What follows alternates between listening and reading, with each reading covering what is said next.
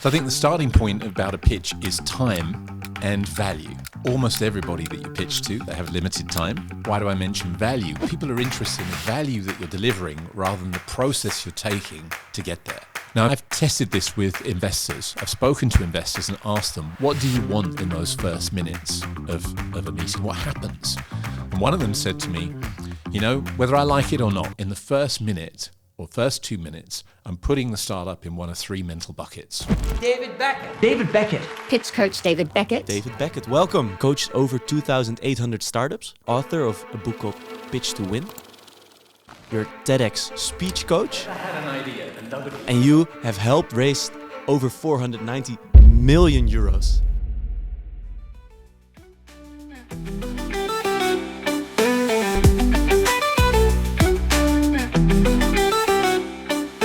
Welcome and thank you so much for tuning into this week's episode of Dromen en Doen.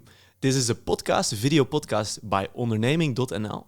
And today is in English because I'm speaking with David Beckett. Welcome.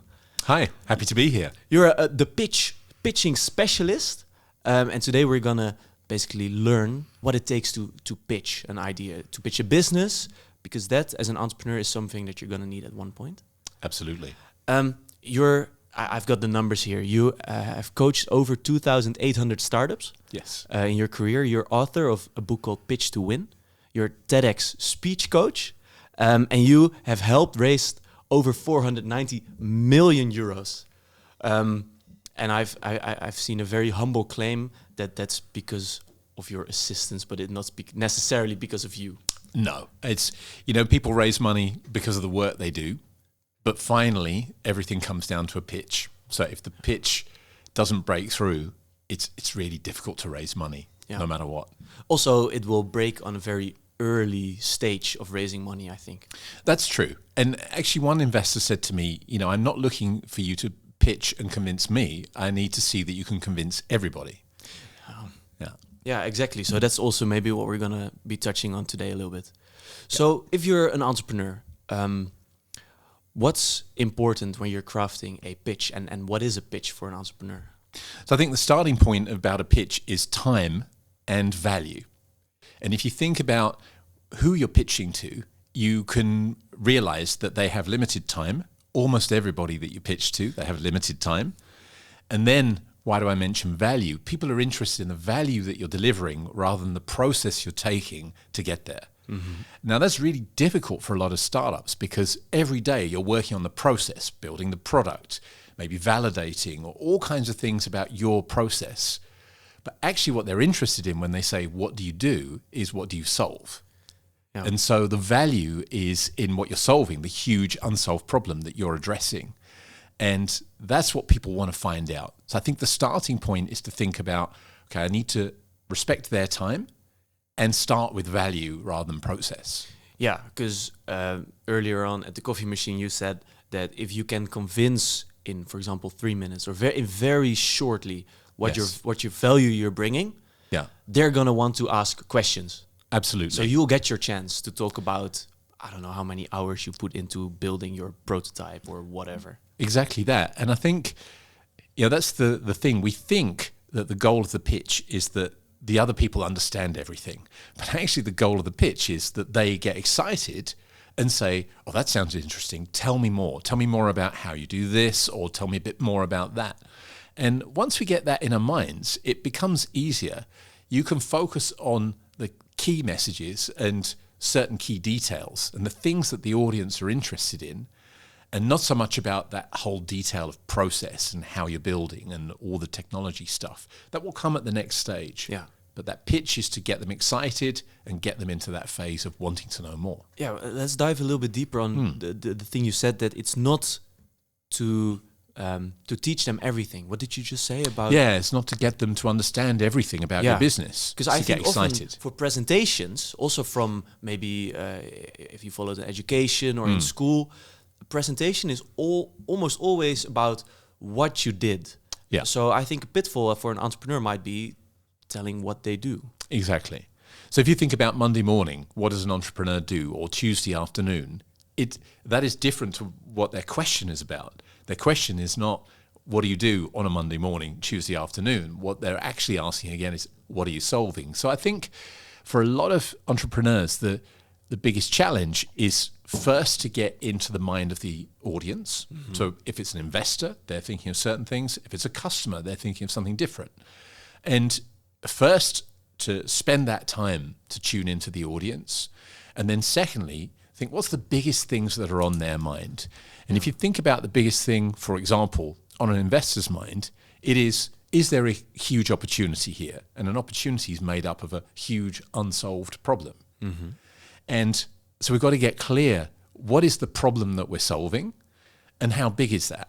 How many people, organizations are experiencing that?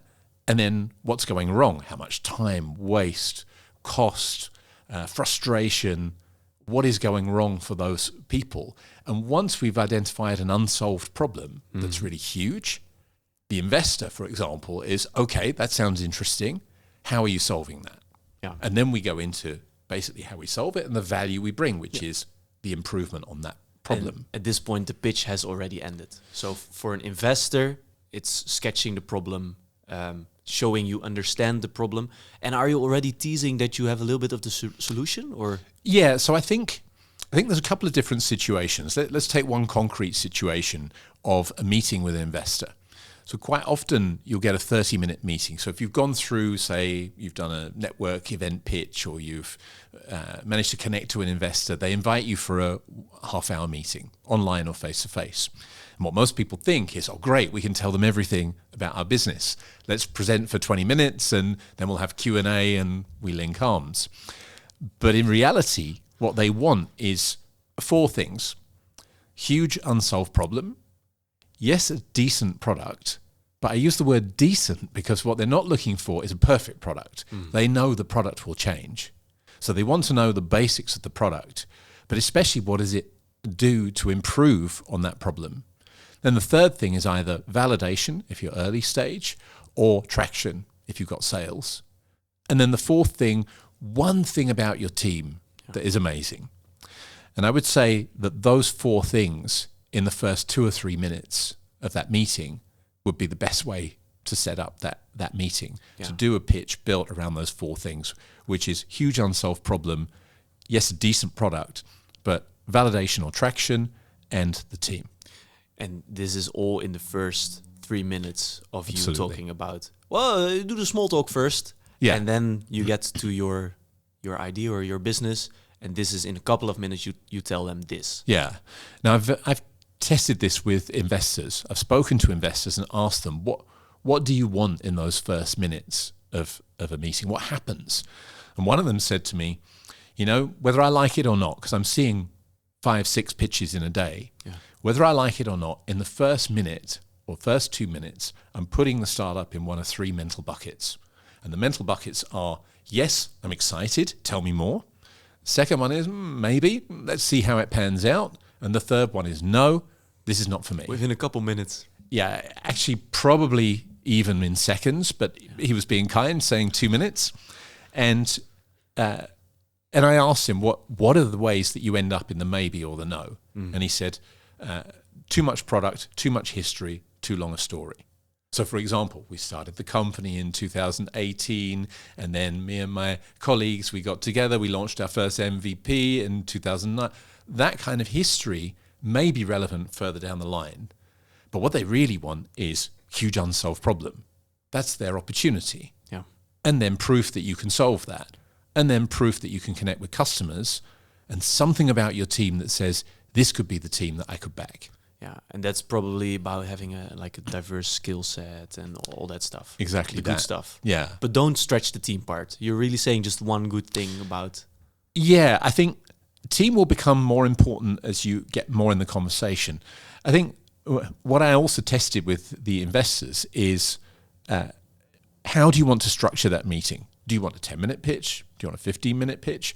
Yeah. And I said, what about that they tell you, we're just going to do the highlights for 3 minutes, and then we'd love to answer all your questions. How would you like that? I said, please tell people to do it that way. Make them do that. So what I advise people to do is set it up. and say, because of course they've sent some kind of a pre-read, and not every investor's going to look in detail, but they will scan through it. So you can start the meeting by saying, so let me just remind you what we're here for. We'll give you a short 3-minute pitch, and then we'd love to answer all your questions. Then you give them those 4 things: pain, product, progress, and people. And then ask the magic question, which is, what would you like to know more about? Would you like to know more about the market, about our customers, about our team, about the product and technology? What would you like to know more about? That's the magic question. And then they'll tell you. And the thing is that we think we need to answer all those things in that 20-minute presentation, but they might be sitting there thinking, yeah, okay, but really, is this going to work? Or, yeah, it sounds nice, but I really want to know about their team, or something on their mind. Whatever is on their mind, we need to find out. Mm-hmm. So we give them the basics, those 3 minutes of those 4 things, and then open it up. But be ready to answer any question about any aspect of the business. Yeah, and then a pitfall is, if they've got one thing on their mind, if you keep talking about other stuff that's not the thing on their mind, the longer you do that, the more likely you'll be in the no bucket, I think. We call that the hanging question. It's like a huge question mark that's in front of the eyes. Yeah. And as, for any time that you're talking about it, about other things, they're sitting there thinking, yeah, okay, but. I struggle with this in podcasting. Yeah. Just in this setting, basically. Yeah. Sometimes I've got this question, and I need to remind myself I still need to listen. Yeah, right? It's tricky. And if you've got one thing on your mind, let me just give you an example. I coached one team some time ago which was focused on payment using facial recognition. And my wife is really focused on data privacy. Mm-hmm. So if you were pitching to my wife, you mentioned this, you could talk about your traction and your team and everything else. But if you don't talk about how you manage data privacy, she's not listening. Yeah. Doesn't care. The first thing she will think is, what about my privacy? Now, if you pitch for 20 minutes, she's sitting there for 20 minutes thinking, what about my data? In her face. So she's not listening. If you, at the end of the 3 minutes, you then say, so what's on your mind? And the first question, privacy. Oh, we should have mentioned. It's completely anonymous. It's... Then she's like, oh, okay, now I can listen to the rest of it. So much more space for the rest of the pitch. Yeah. So opening up the chance for them to ask what's on their mind in that specific situation of an investor meeting, that's a concrete example that really works. Investors want that. Yeah. I also, by the way, I love the examples you're giving. Makes it really, so keep them coming. That's amazing. Sure. So earlier, I think you were inside maybe a couple minutes. You said, well, everything's a pitch. So right now we're talking about very specific. It's for startups to investors. But what are pitches for maybe more established entrepreneurs where they are not even aware that they are pitching, and what should they keep in mind? Yeah, I think for anybody in business, we are continually talking about what we're doing to people who have no time to listen. That is a basic. We are all in a state of, I'm full, please don't tell me complexity, because if it's complex, I'm checking out. And whether we like it or not, that is a reality. Whereas when it comes to telling about what we're doing, it's easy to talk long and detailed. So we've got that gap between people who listen, people who want to tell. So I think the first thing for any entrepreneur is to think, any time that somebody is asking me or giving me an opportunity to explain, I need to think about first time, and then, as I mentioned earlier, focus on the value of what we're doing. So that's the first thing. I think in general, there are lots of different situations which influence how people think about us as a professional or as a business. Mm-hmm. Now, this is specifically for entrepreneurs very, very much. Anytime you're meeting somebody at a conference, at a network event, maybe you speak at an event, and then people speak to you afterwards, that is a form of a pitch, because people will ask you questions, and how you answer, that forms the way that they see you. And so I think it's good to take seriously how are we going to answer certain questions that keep coming up.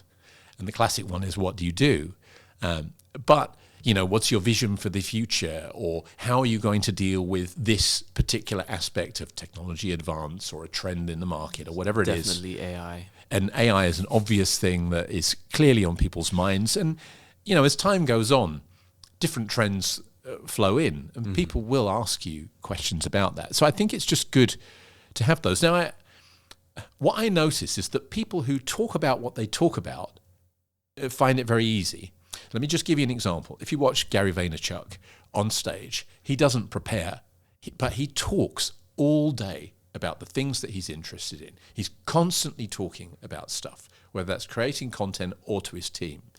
You see that people who verbalize their story in lots of different ways find it very easy to talk about what they're working on. Yeah. People who are very much focused on doing the work, which of course is the most important thing, doing the work, building something great. Yeah, that's what makes you helps you grow, essentially, yeah.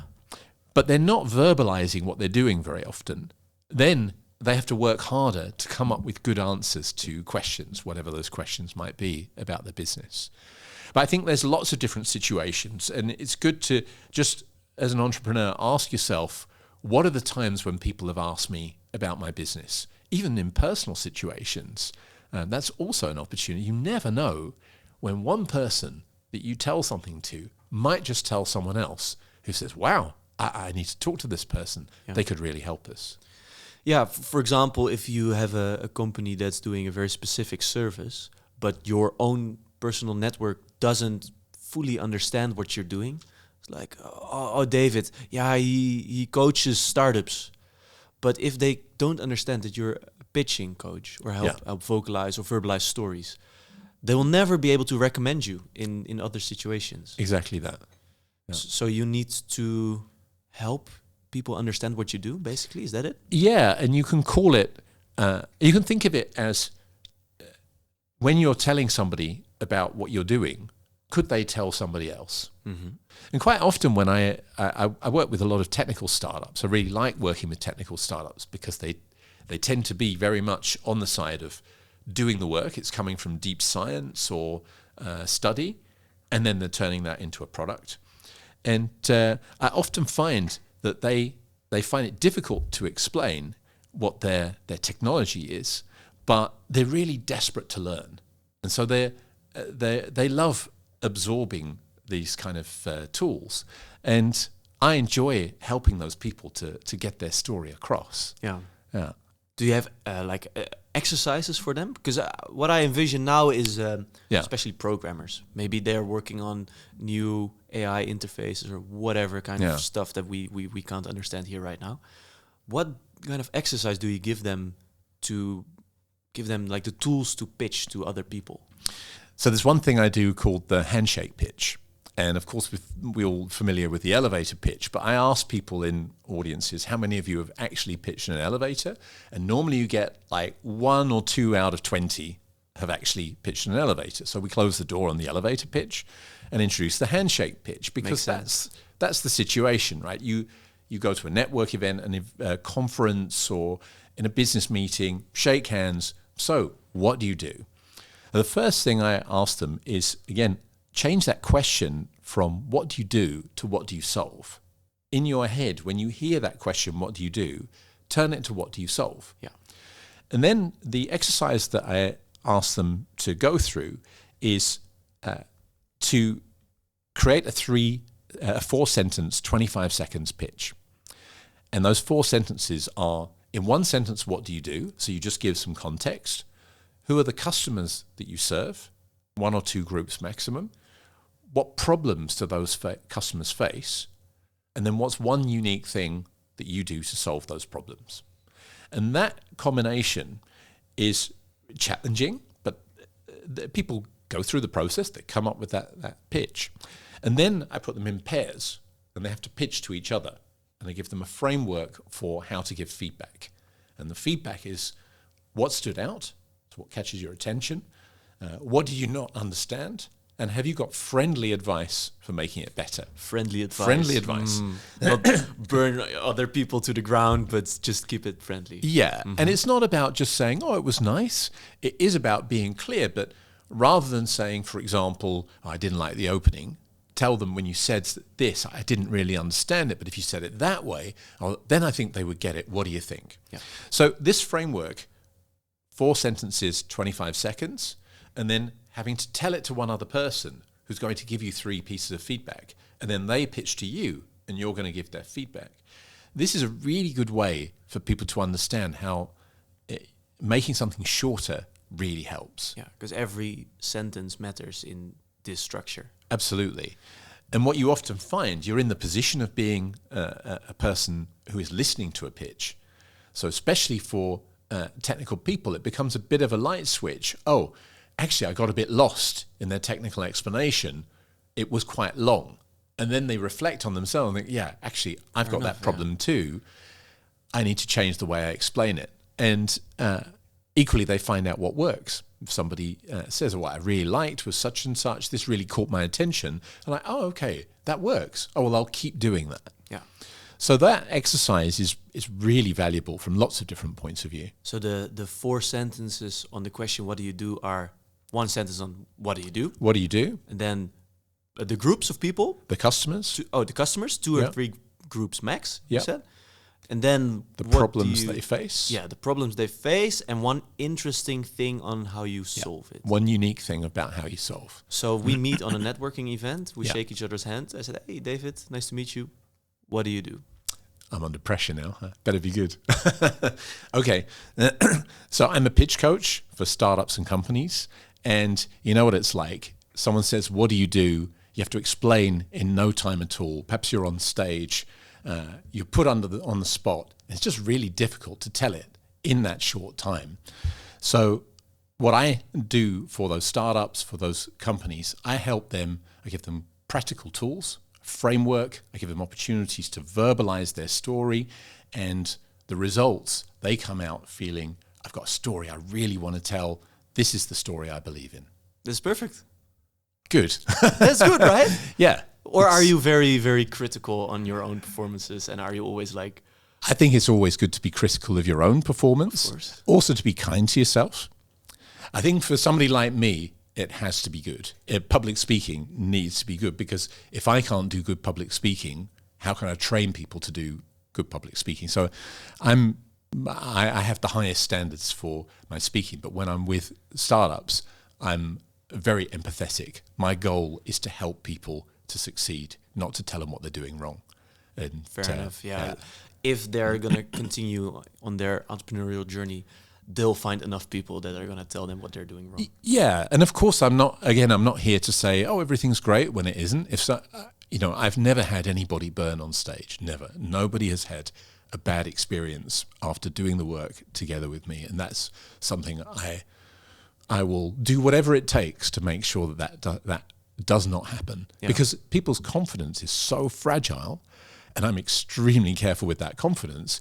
Equally, the way that people build confidence is to build a story that they believe in and have success. So I've got to help them achieve that. But my starting point is, okay, let's find out what's working, and then let's see where we can improve. Yeah. So for building confidence in pitching in yourself, as an entrepreneur, what you're essentially saying is you need to think about the pitch you're giving, and then practice, also on stage, also with other people, and have good experiences. Yeah, absolutely. That's the last part is essential, probably. Yeah, I mean, of course, you also learn from something going wrong. I have met people who have had one bad experience, and it's lasted years. It takes them a long time to get over it. And what you tend to find is that bad experience comes when they weren't expecting to do a pitch. They were suddenly called on it, and or they didn't do the work to prepare. They winged it. And if you wing it, some people, there's a very small percentage, I would say 1 or 2% of people who really can stand up, no preparation, just wing it. For the rest of us mortals, it's just work. And if we don't do the work, we're asking for trouble. It's as simple as that. Well, it depends. If you keep talking, you keep digging a hole you can't get out of, right? Yeah. That's the thing. If you just wing it, there's no end to the pitch, essentially. Yeah, and it's difficult to manage time. And quite often for entrepreneurs, you've got, for example, in pitch competitions, it's a 3-minute pitch and there's a hard stop. Yeah, buzzer? Do they have like a buzzer or a bell or something? Buzzers, music, an MC like me who walks on and says, I think I need to stop you there. Ooh.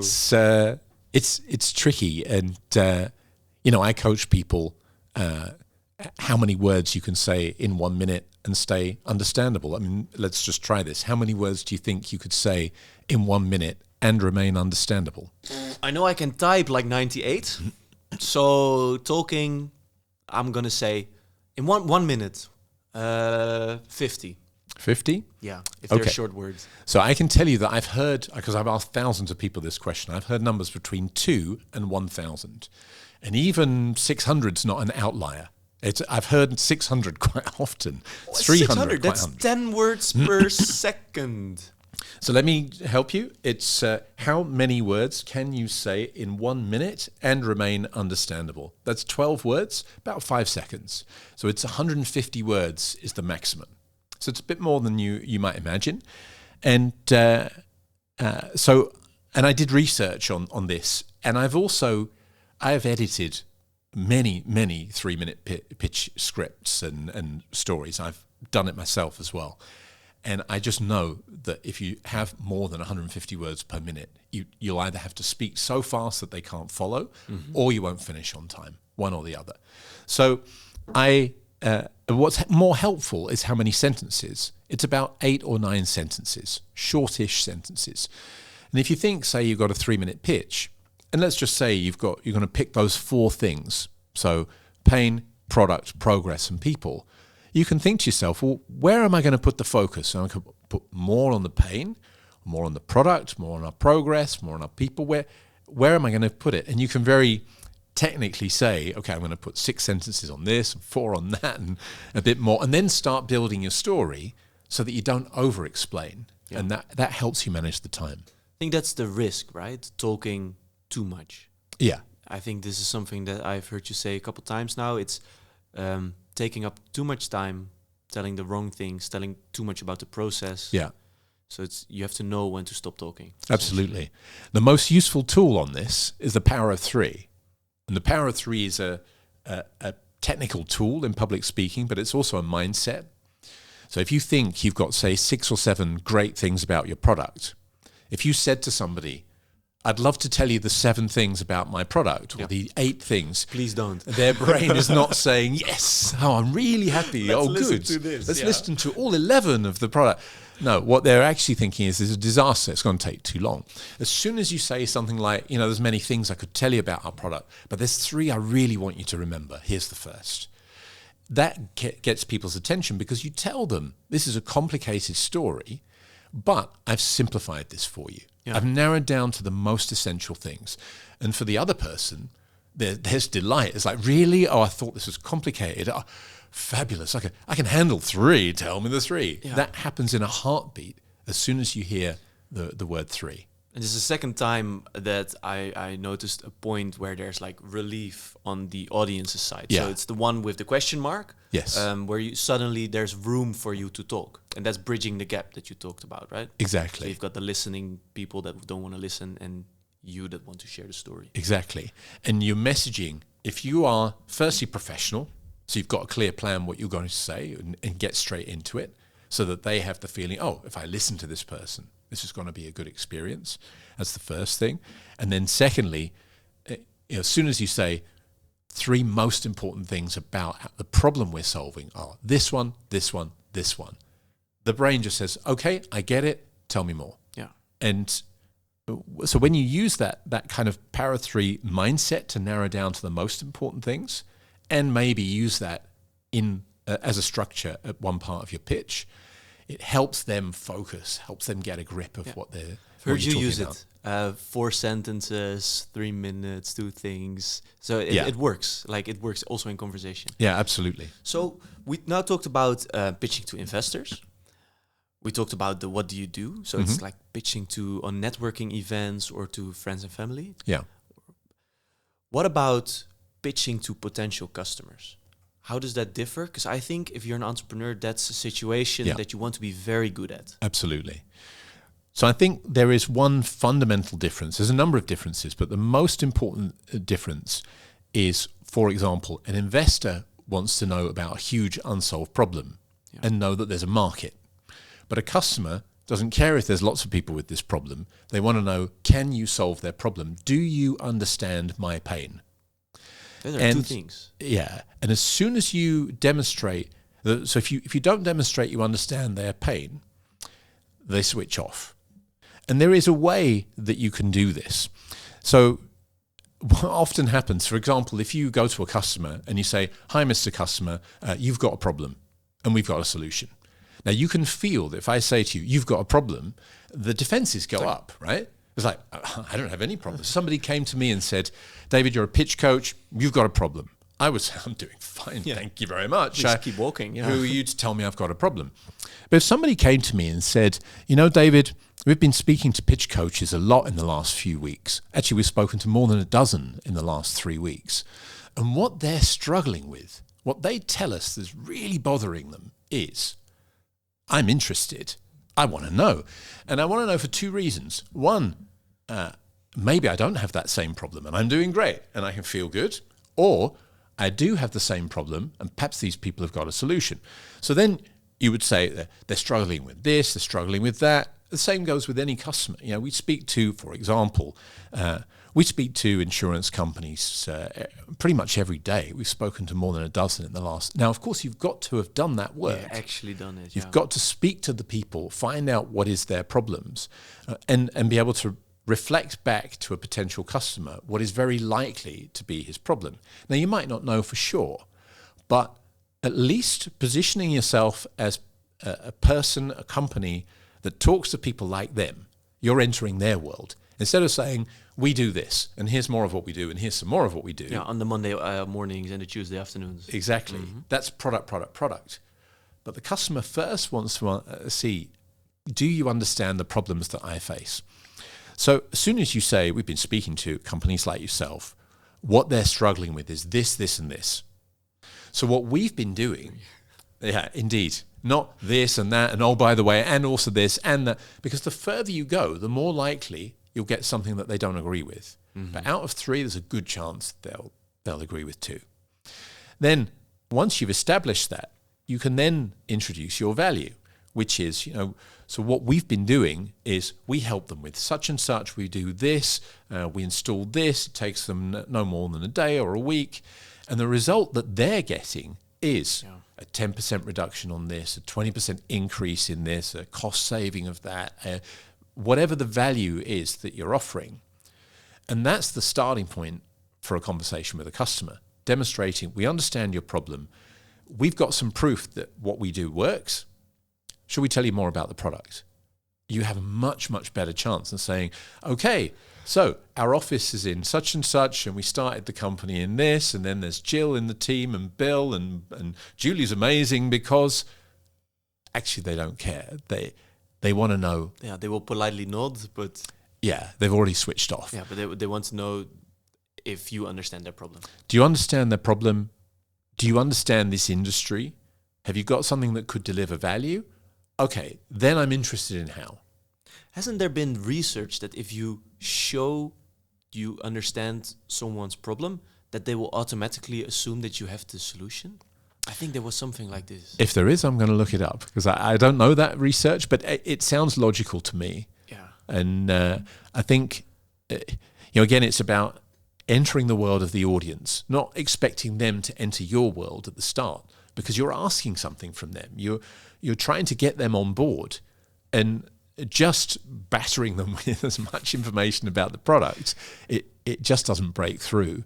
Bringing them in, the best way to do that is to enter their world, demonstrate that you've got empathy for that world, and then they will be drawn into your solution.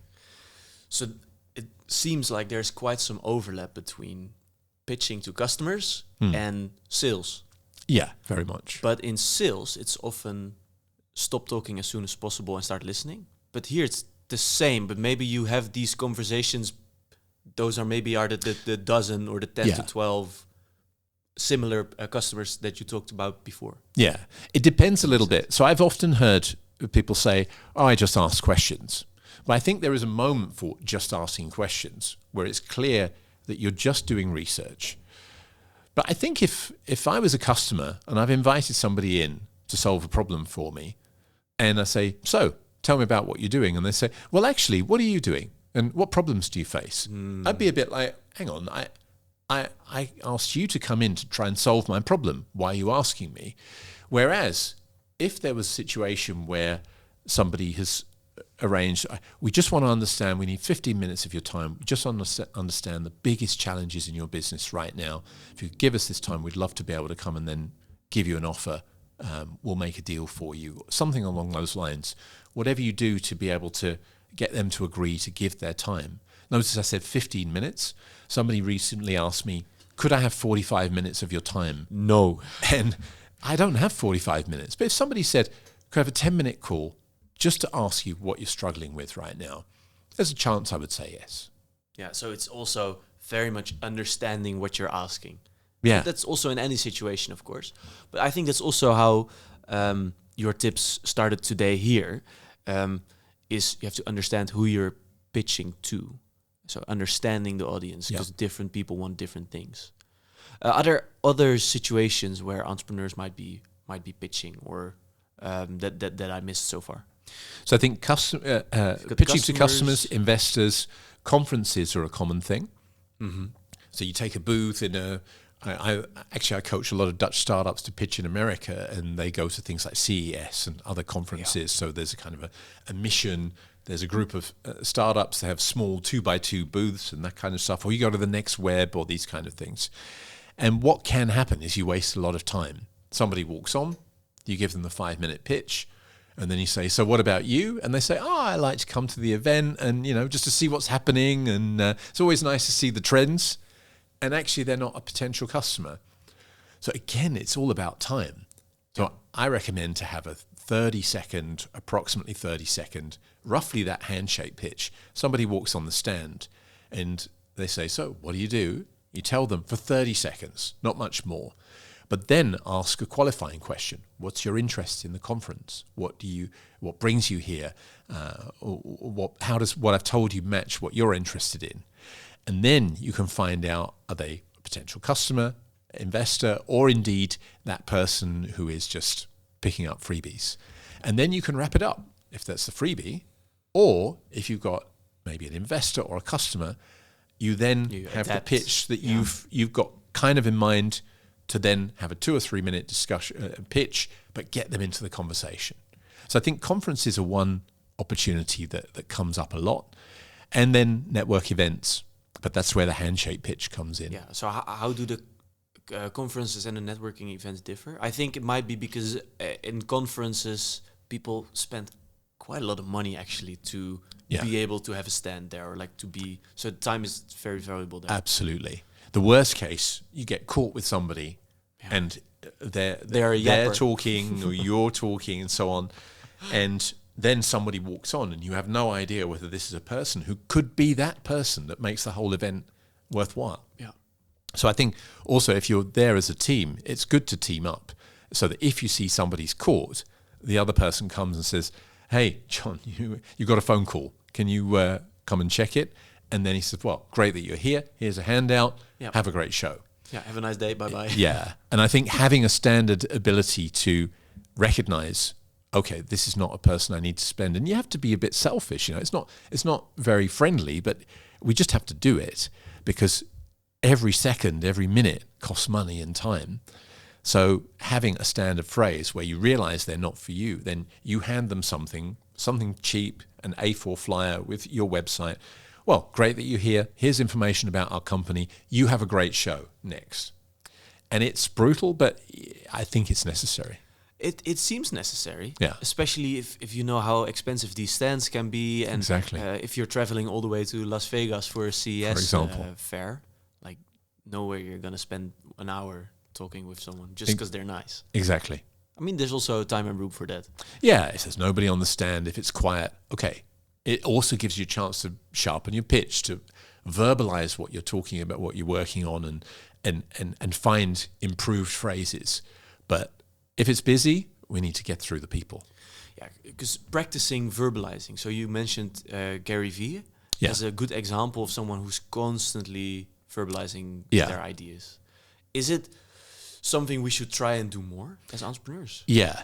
So coming back to that example that I gave you of the handshake pitch, where they go through the process, they have to write it down, then they have to say it to somebody and get feedback. That is a 4-step process. Think it through, write it down, say it out loud, get feedback. And what most people do is think it through, write it down. That's called make the slides, right? We think and type, and in our head, we're imagining what we're going to say. But unless you verbalize, unless you actually hear yourself speak it out loud, it's difficult to know, is it going to sound like it does in my head? And it's what I call pitch karaoke. You know, if anybody's actually, I worked for a Japanese company here in the past, part of the job description almost. And it's like that. You think the song will sound great when you come to the microphone, and then reality happens if you haven't done it before. And the same thing can go with a pitch. You think that it will sound like this, but as soon as you start speaking, if you haven't verbalized it, especially something new, what happens is that part of your brain, that's the voice, starts saying, why did you say that? Yeah. This doesn't make sense. They don't understand it. It's going wrong. And then the brain just starts getting forming under lost. Pressure. Yeah. Whereas if you verbalized a lot, if you said things out loud, you can then say, oh, hang on, I don't normally say that. I would say it slightly differently. So you say it differently. And then a third or fourth time, you say, oh, yeah, that's the way I would normally tell it. Yeah. Okay. And then by verbalizing it, you just get it more clear. It's almost like creating muscle memory. And at a certain moment, it feels very natural to just say these things because these are the things that you normally say. Yeah. You verbalize your story. And does a mirror have a part in this process? I am more a fan of a camera.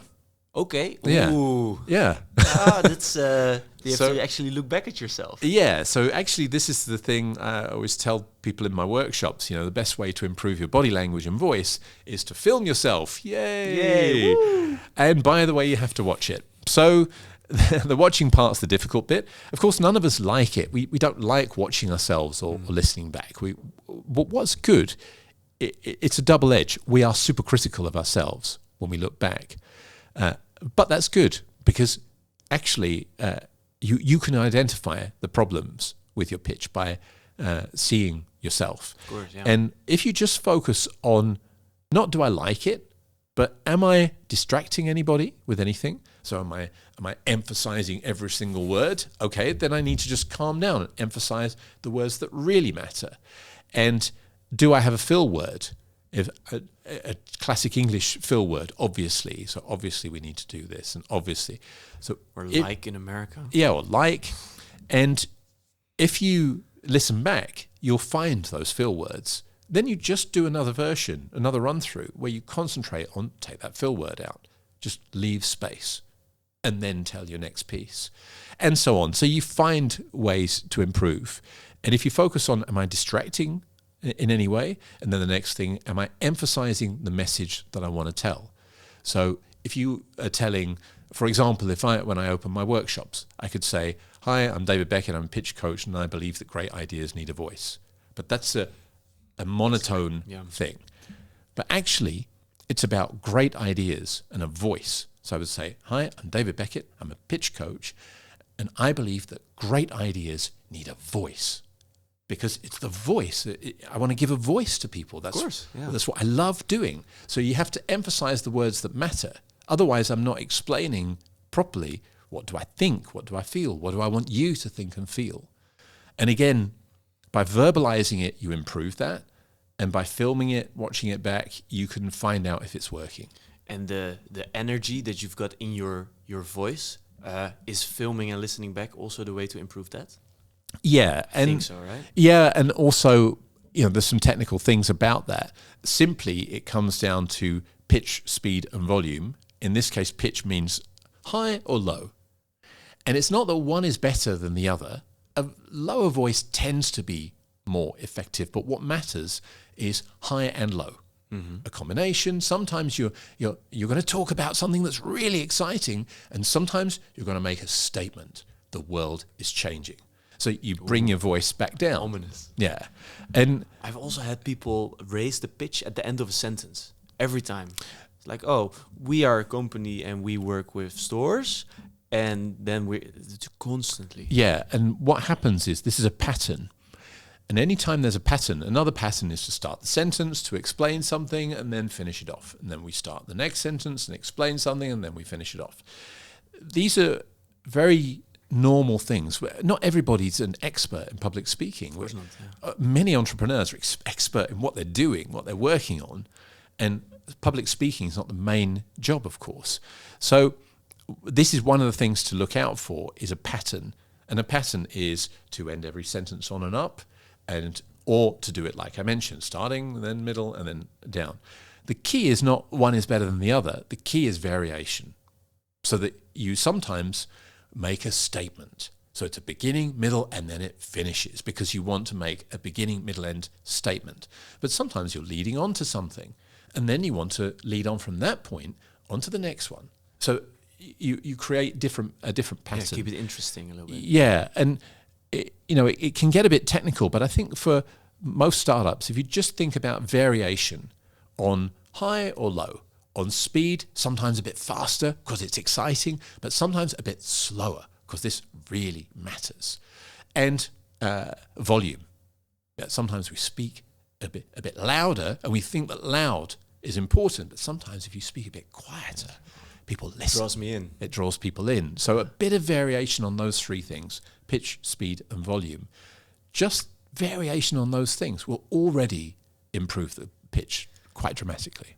I think there's so much handles, and I think essentially we're going to wrap it up with the homework assignment to make a pitch, write it down, film yourself, and listen back to it. It's going to be, I think, interesting for a lot of people. Thank you so much for today and all your insights and your expertise. I've really enjoyed it. Yeah, me too. I love sharing all these tools and how to make this pitch better than ever. Good luck on your next 1,200 pitches or workshops, right? Yeah, indeed. I've given the workshop. It'll be number 1238 today.